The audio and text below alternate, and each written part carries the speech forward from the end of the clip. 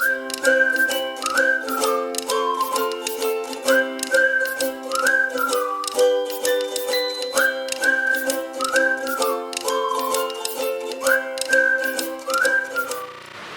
And welcome to practical homeopathy. मैं हूँ doctor संजीवनी और आज जो रूब्रिक मैं आपको सिखाने वाली हूँ वो है क्लिंगिंग टू पर्सन्स और furniture.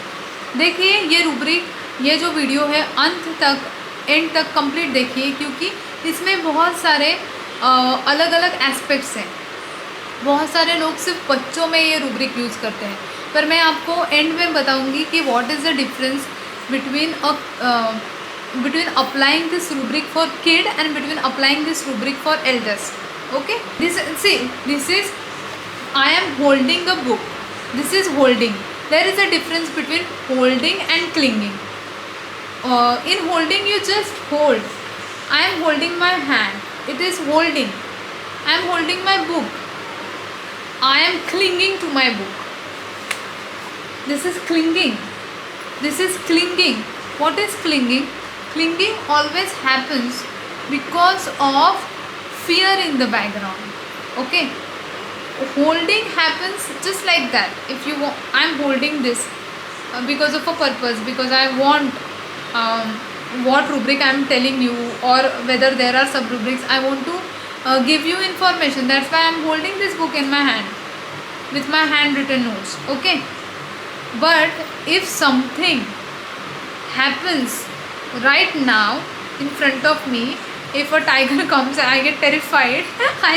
If I cling to my baby who is sitting next to me, if I cling to the furniture or whatever, then that would be clinging. मतलब ऐसा जोर से पकड़ना. ओके, देखिए clinging में क्या होता है, the person who has cling to a particular thing or person out of fear does not lose the grab or the hold unless and until he finds himself to be in a situation out of danger. जब clinging happens out of fear, तो clinging कब छूटेगा? जब fear छूटेगा, जब उसको लगेगा अभी कोई डरने की बात नहीं, तो वो छोड़ देगा. Okay, now you understood? So that is clinging to persons or furniture. अगर मम्मी किसी बच्चे की बोलती है कि मेरा बच्चा ना मुझे छोड़ता ही नहीं है doctor, continue he is behind me, continue he is holding my pallu, continue he wants me to carry him here and there, मुझे छोड़ता ही नहीं है, मे बी किसी और चीज़ को वो डरा हुआ है. सो that is clinging. May be he does not find that environment safe, secure. ज़्यादातर बच्चे ना बाहर जाने के बाद ऐसा करते हैं, बिकॉज उनको वो एनवायरनमेंट इतना पहचान का नहीं होता, नया होता है. तो जो पहचान के हैं, जिनके ऊपर ट्रस्ट है, उनको क्लिंग करके बैठे. Most trustworthy person is mother. Okay, देखिए सेकेंड एस्पेक्ट देखिए. इफ़ यू कुड क्योर, अगर कोई पेशेंट बोलता है कि डॉक्टर मैंने देखा है मेरे रिलेटिव में उस लेडी को इनफर्टिलिटी का प्रॉब्लम था. मेरी केस एक पेशेंट के बारे में मैं बोल रही हूँ आपको. वो लेडी मेरे पास आई, शी वॉज हैविंग फाइब्रॉइड. ठीक है, उसको ऑपरेट करने बोला था उसके एक डॉक्टर ने, एलोपैथिक डॉक्टर ने. वो मेरे पास आई और उसने मुझे बोला की डॉक्टर तुम्हाला आठवतं आहे का ती पेशंट, ती तुमच्याकडे येऊन तिने औषध घेतलेलं, आता तिला जुळी मुलं झाली आहेत, आठवतं आहे का तुम्हाला? मतलब doctor, do you remember that lady patient who has visited you, जिसको आपने इनफर्टिलिटी के लिए दवाई दी थी, उसको ट्विंस हुए थे, वो मेरी रिलेटिव है. और मुझे ना डॉक्टर, एक्चुअली मैं इधर रहती भी नहीं हूँ, मैं दूसरी सिटी में रहती हूँ, पर जहाँ मैं रहती हूँ उधर डॉक्टर ने मुझे बोला ऑपरेशन करने के लिए. और तब से लेके मेरे दिमाग में बस ये चल रहा है कि अगर आप उसको, जो इतने सालों से उसको बच्चा नहीं हो रहा था, शादी के 10-11 साल उसने IVF का भी ट्रीटमेंट करवाया पर उसको बेबी नहीं हो रहा था, आपकी दवाई से उसको बच्चा हुआ है, तो अगर आप उसका इनफर्टिलिटी ठीक कर सकते हो, तो आप मुझे भी इस प्रॉब्लम से निकाल सकते हो, मुझे ऑपरेशन नहीं करना. This is clinging. वो दूसरे शहर से मेरे क्लिनिक में आई, क्योंकि उसने इस थॉट को पकड़ा कि अगर इनफर्टिलिटी जो इतने सालों से थी, जो किसी चीज़ से उसको फ़र्क नहीं पड़ रहा था, मतलब उसको बच्चे नहीं हो रहे थे, कोई ट्रीटमेंट उस पर काम नहीं करी थी, वर्क नहीं हो रहा था, पर अगर मेरी दवाई से वो ठीक हो गए तो ये भी ठीक हो सकती है. So she correlated it with that thing कि if you can cure infertility, this is just a fibroid. Okay, now another expression I will tell you. अगर कोई बंदा बोलता है कि मैं ना बस एक ही डॉक्टर से दवाई लेता हूँ, I don't change my doctor. During initial days of my practice what happened, this is little bit different experience I am sharing with you.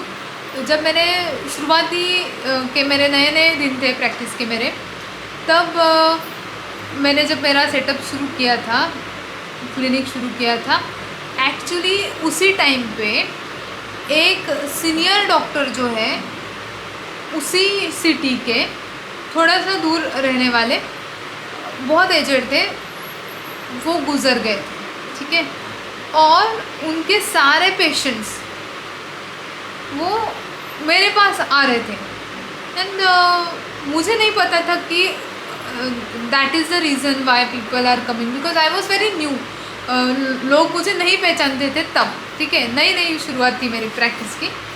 और इट हैपेंड, किसी ने मुझे पूछा कि मैम आप उस डॉक्टर की डॉटर इन लॉ हो क्या? तो मैंने बोला कौन डॉक्टर? पहले तो मेरी शादी नहीं हुई थी तब, मतलब तब के बाद मैं वो कर रही हूँ. तो मैंने बोला कि sorry I am not married yet, और आप ये क्या पूछ रहे हो मुझे?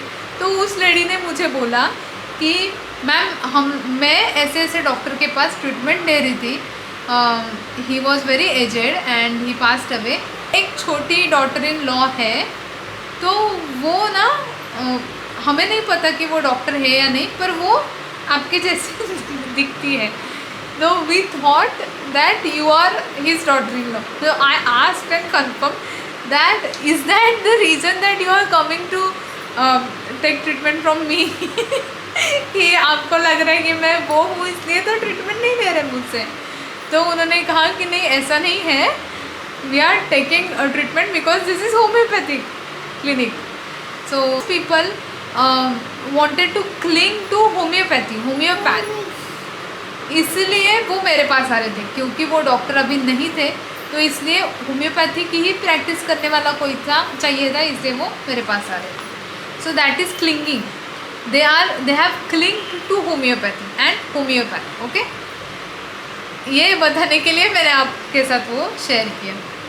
आई बिलीव, अगर कोई बोलता है कि I believe in sticking to a doctor, I don't want to change doctor, I don't change doctor's treatment में, क्योंकि मैं बहुत सोच समझ के डॉक्टर चूज़ करता हूँ. अगर बहुत सारे लोगों ने मुझे बोला है कि ये डॉक्टर अच्छा है, तो ही मैं उसके पास जाता हूँ. और मैं फिर सोचता हूँ कि टाइम देना चाहिए डॉक्टर को. ऐसा नहीं कि 2 दिन में आपको रिज़ल्ट मिलेगा तो अगर नहीं मिला तो डॉक्टर चेंज करते रहो. ऐसा अगर कोई बोलता है या ऐसी सोच कोई रखता है, और ऐसा नहीं है कि लोग ऐसा नहीं बोलेंगे, लोग बहुत टाइप के रहेंगे. मैं इसलिए आपको बोलती हूँ, do take cases, do meet to people, do talk with people, तो आपको पता चलेगा कि लोगों के एक्सप्रेशंस कैसे होते हैं, लोग कैसे बात करते हैं. तो अगर कोई आपको ऐसा बोलता है कि मैं डॉक्टर चेंज नहीं करता, या फिर अगर आपको लगता है कि आपका पर्टिकुलर पेशेंट, चाहे उसको सर्दी जुकाम हो जाए, उसको कुछ भी हो जाए, चाहे वो किसी और शहर में हो किसी काम के लिए, या फिर कहीं बाहर घूमने गए, कुछ भी हो, आप अवेलेबल हो ना हो, आप छुट्टी पे हो, what ever it is, if that person is not taking treatment from any other doctor, then you can take this rubric to that person also. You can apply that rubric. Abhi we are going to move to the important aspect of this rubric, sub rubric. Clinging child awakens, terrified, knows no one, screams cling to those near, बहुत बड़ा rubric है। फिर से सुनो, clinging child awakens, comma terrified, comma knows no one, comma screams, comma clings to those near. मतलब क्या, बच्चा नींद में से उठा, डरा हुआ है, चिल्ला रहा है और जो आजू बाजू में उसको उसने पकड़ के रखा है। ठीक है, अभी एक एक का मीनिंग देखेंगे। What is the meaning of child? Meaning है भाई, सिर्फ छोटा बच्चा नहीं। The child is the one who is dependent on others. ठीक है, अवेकन्स मतलब क्या, गहरी नींद में सोया था, अभी अचानक से उठ गया। टेरिफाइड मतलब क्या, बहुत डरा हुआ है। नोज मतलब क्या, रिकॉग्नाइज, उसमें है ना, रूब्रिक में है, नोज नो वन मतलब किसी को वो पहचान नहीं रहा है। होता है ना, जब आप बहुत डरे हुए हो, आपको कुछ चीज़ें समझ में नहीं आती, और बच्चों को जब वो बहुत डरे हुए रहते, चीज़ें समझ में नहीं आती, लोग समझ में नहीं आते, it happens. So knows no one, screams, ज़ोर ज़ोर से चिल्ला रहा है।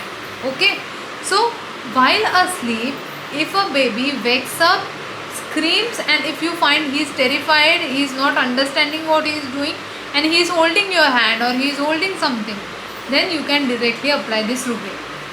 पर as I told you beginning में कि इसको एडल्ट में कैसे अप्लाई करेंगे ये मैं आपको बताऊंगी।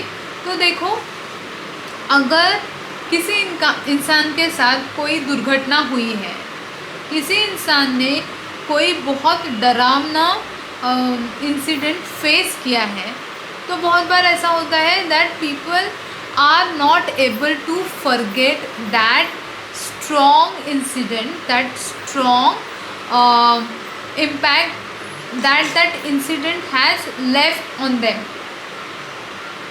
वो प्रभाव जो होता है ना बहुत डरावने इंसिडेंट का, बहुत डरावने सिचुएशन का, let it be accident, let it be robbery in their home, let it be any bad incident in their life, strong bad incident जिसने बहुत इम्पैक्ट किया है उनको। अगर ऐसा है तो अगर टीवी पे सिमिलर कुछ वो देख रहे हैं, या फिर अचानक से उनको वो रिमाइंड हुआ और वो उनको रिकॉग्नाइज नहीं हो रहा है कि वो ये रियलिटी नहीं है, या फिर वही सपना उनको आया और उनको नहीं समझ में आ रहा है कि this is not the reality, उनको लग रहा है कि अभी ये हो रहा है, और वो अजीब बिहेव करे, चिल्ला रहे, बोल रहे help help help please help. So in all those conditions and situations, in spite the person is adult, you can apply this rubric। ऐसा नहीं है कि rubric के अंदर child लिखा है, clinging child awakens terrified, knows no one, screams clings to those near। इस rubric में child लिखा है, तो इसका मतलब ये नहीं कि हम adult में ये rubric apply नहीं करेंगे। जब, इसलिए मैंने आपको child की definition बोली, child is somebody who is dependent on others। अगर ऐसी सिचुएशन में कोई बड़ा इंसान है, एडल्ट है, और उसकी सिचुएशन ऐसी है that he is dependent on somebody else, then you can label that person as a child for that particular moment. And here we comes to the end of the rubric. So आपको कैसा लगा यह rubric? I hope मैंने आपको ये rubric अभी clear करवाया है, और ऐसा ही सारा यूज़फुल नॉलेज गेन करने के लिए प्रैक्टिकल होम्योपैथी के कोर्स को ज़रूर एनरोल करिए। Till then keep studying, keep learning, keep watching YouTube videos, and do not delay taking the decision of enrolling to the course, because that is going to change your life, that is going to change your career. So do enroll. Thank you so much.